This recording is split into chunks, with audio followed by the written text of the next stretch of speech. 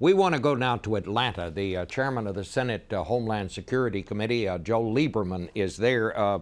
Senator, obviously our hearts go out to the people in Japan, but I guess we better turn to the local news here. Does this pose any kind of a danger for the United States? I mean, if this radiation gets into the atmosphere, is it a danger of it drifting here?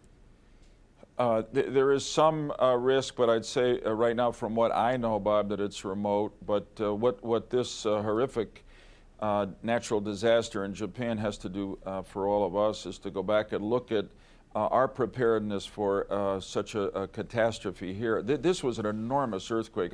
Just to put it in context, the Japanese earthquake hit 9.0 on the Richter scale. The great San Francisco earthquake of 1906 was only 7.6. So you can see how hard it is to plan for something like that. I do want to assure Americans who are watching that after Hurricane Katrina and all the failures that we saw with FEMA, our committee investigated, we recommended, we passed a reform bill.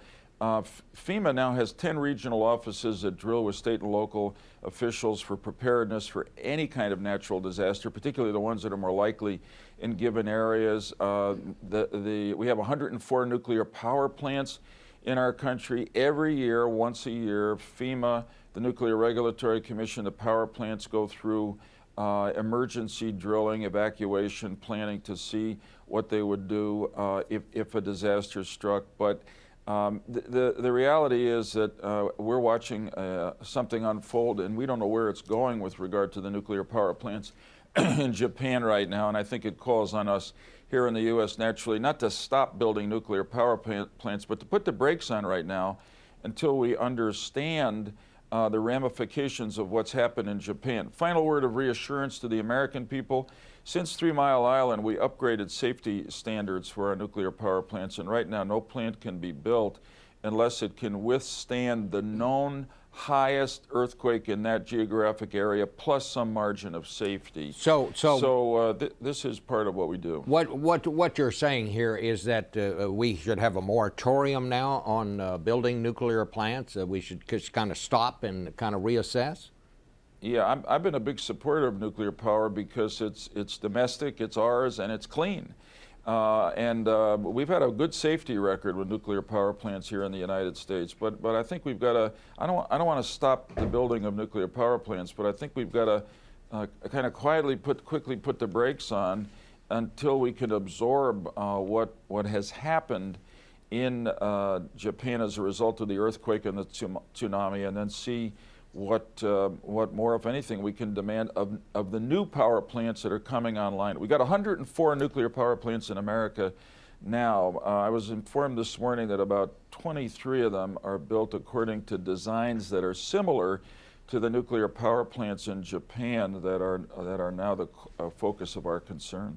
And what about, are we prepared for an earthquake like this? I mean, obviously this is not something that's going to happen once a week, but what about our buildings in this country? Is it time to think about reassessing specifications for that?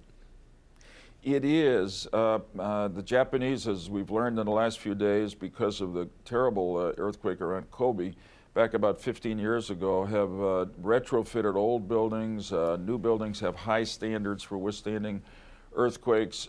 In the West Coast, California, of course, we always think of the area of our country most likely to be hit by earthquakes. New buildings have been equipped with earthquake-resistant systems. A lot of the old buildings have not been retrofitted. It's time, I think, for states to look at their building codes and to see whether they want to take preventive action. The other thing, I spoke this morning with Craig Fugate, the administrator of FEMA, and one of the things he said that he worries about is that the individual American people are not ready for what to do. The government is ready, about as ready as we can be, but what to do in the case of a disaster. And go to the FEMA website, because if you live particularly near the coast, you got to have an evacuation plan. You've got to have emergency supplies so you'll be safe to respond to a disaster. Well, Senator, thank you so much for joining us.